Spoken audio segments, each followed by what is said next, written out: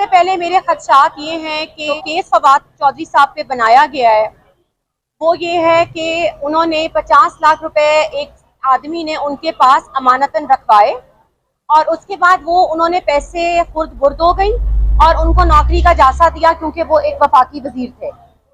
सबसे पहली बात यह है कि ना तो वो मुद्दई कभी अदालत में आए हैं पिछले 4 दिनों से, ना तो उन्होंने कभी कोई मुकदमे का सामना किया है अभी आके, और ना वो इन्वेस्टिगेशन का हिस्सा बने अभी तक। तो हमें नहीं पता कि वो कौन हैं, उनके वेयर अबाउट्स क्या हैं, वो कहाँ से आए हैं और कौन है वो। मैंने उनको आज तक नहीं देखा और मैं ये बात हल्फन कहने को तैयार हूँ अल्लाह को हाजिर नाजिर जान के कि मेरे सामने मेरे हस्बैंड ने ऐसी कोई भी रिश्वत नहीं ली है और ना मेरी नॉलेज में है।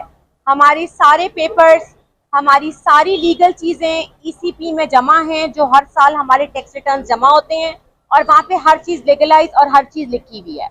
और मेरा सबसे बड़ा एक खदशा ये है कि जिसने फवाद साहब पे तो आपने FIR दे दी कि जी उन्होंने 50 लाख लिए हैं, रिश्वत लेने वाले पे भी उतना ही मुकदमा दर्ज होना चाहिए और देने वाले पे भी उतना ही उनके ऊपर भी लीगल FIR हमें देनी चाहिए, जो कि अभी तक किसी ने ये पॉइंट नहीं उठाया।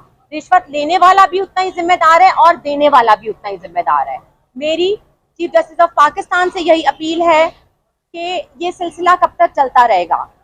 आज उनको जुडिशल किया है और उसके बाद मुझे नहीं पता कि हम जब बेल अप्लाई करेंगे तो उनको किस मुकदमे में अगले में अरेस्ट कर लिया जाएगा, मुझे कुछ नहीं पता, क्योंकि यहाँ पे एक सिलसिला चलता है। जैसे हम हाई कोर्ट से भी जब हमने बेल ली 4-5 महीने पहले मई में, उसके बाद उनके जब वो बाहर निकले तो उस कोर्ट ऑर्डर की धज्जियां उड़ा दी गई और पुलिस आके उनको गिरफ्तार करने लगी।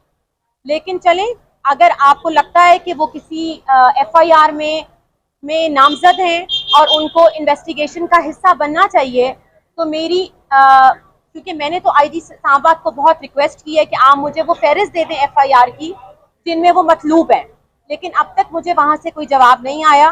तो मेरी honourable chief justice of Pakistan से और इंटरिम प्राइम मिनिस्टर अनवारुल हक साहब से यही एक इल्तिजा है कि काइंडली मुझे वो FIR की फहरिस्त दे दें जिनको उनको गिरफ्तार किया जाएगा अगले मुकदमे में या नहीं किया जाएगा, ताकि हम अपनी लीगल साइड तैयार करके हम उसमें लड़ सकें हम। और मैं यही कहूँगी कि इट्स वेरी पेनफुल टू सी कि उनको हैंडकफ करके लाया जाता है। शुक्र है आज कपड़ा नहीं डाला उन्होंने, इतना रहम किया, लेकिन वो बहुत एक दर्दनाक चीज़ होती है देखना कि जिस तरह उनको पुलिस के हिसार में लेके जाते हैं और जिस तरीके से हमें उनसे कम्युनिकेशन भी उस तरह से नहीं की जाती। तो मेरा यही है कि हमें लिस्ट दी जाए और जितने भी मुकदमात हैं हम उनका ज़रूर, अगर वो उनमें आपको लगता है कि वो मतलूब हैं और उन्होंने कोई जुर्म किया है तो हम उसको ज़रूर उसकी फ़ाइट करेंगे और हम अपना दिफा करेंगे। PDM IPP ये मुकदमा उसका नहीं है, ये मुकदमा एक रिश्वत लेने और रिश्वत देने का है। जब कोई भी IPP की तरफ से या किसी और सियासी जमात की तरफ से कोई भी बात आएगी तो मैं आप लोगों को ज़रूर इन्फॉर्म करूँगी, लेकिन अभी जो मुकदमा है आप उस पर फोकस करें और प्लीज़ किसी भी इदारे को, किसी भी जगह को गलत तरफ रिपोर्ट ना करें। ये केस एक रिश्वत लेने का है और रिश्वत देने का है। एंटी करप्शन में भी केस दायर है, हाई कोर्ट में आज लगा हुआ था, उसको भी हम देख रहे हैं कि कैसे लेके चलना है। तो इंशाल्लाह हम उम्मीद है कि हमें अदलिया से इंसाफ मिलेगा। पाकिस्तान जिंदाबाद। Thank you. Any questions?